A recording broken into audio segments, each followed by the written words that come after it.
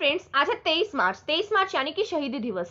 23 मार्च 1931 को राजगुरु सुखदेव और भगत सिंह को फांसी दी गई थी। जब भगत सिंह को फांसी दी गई तब वो केवल 23 साल के थे।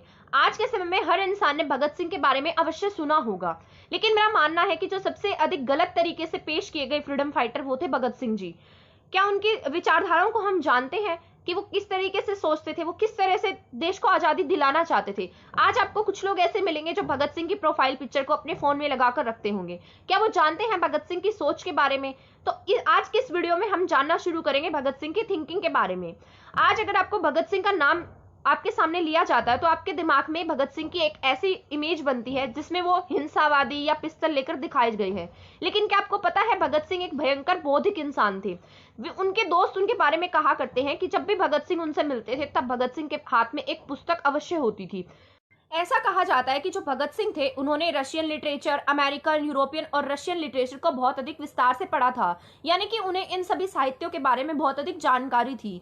और जब वो जेल नहीं गए थे तब तक उन्होंने लगभग 200 पुस्तकों का अध्ययन कर लिया था। जब वो 2 साल तक जेल में रहे तब उन्होंने लगभग 300 या 300 से अधिक पुस्तकों का अध्ययन कर लिया। ऐसा नहीं है कि जो भगत सिंह थे वो केवल पुस्तकों तक ही सीमित थे, उन्होंने अपने लेखों में भी लिखना शुरू किया। वो लेख लिखते थे जो अलग अलग पत्रिकाओं में प्रकाशित होते थे, जो उस समय की बहुत महत्वपूर्ण पत्रिकाएं थी, जैसे कीर्ति, अकाली, वीर अर्जुन। ऐसी पत्रिकाओं में इनके लेख आम प्रकाशित हुआ करते थे।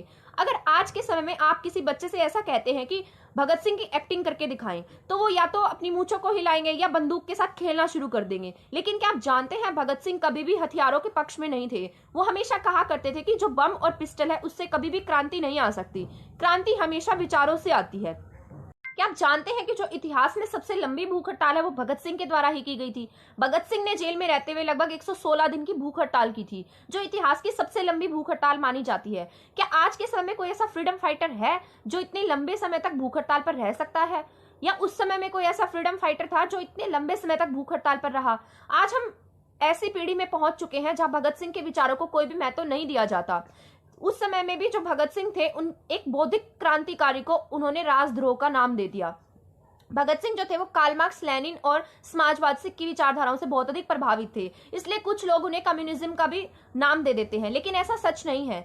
जो भगत सिंह थे वो करतार सिंह सराभा से बहुत अधिक प्रभावित थे। जब वो छोटे थे तो करतार सिंह सराभा की फोटो अपने प्रिंसिपल से मांगा करते थे।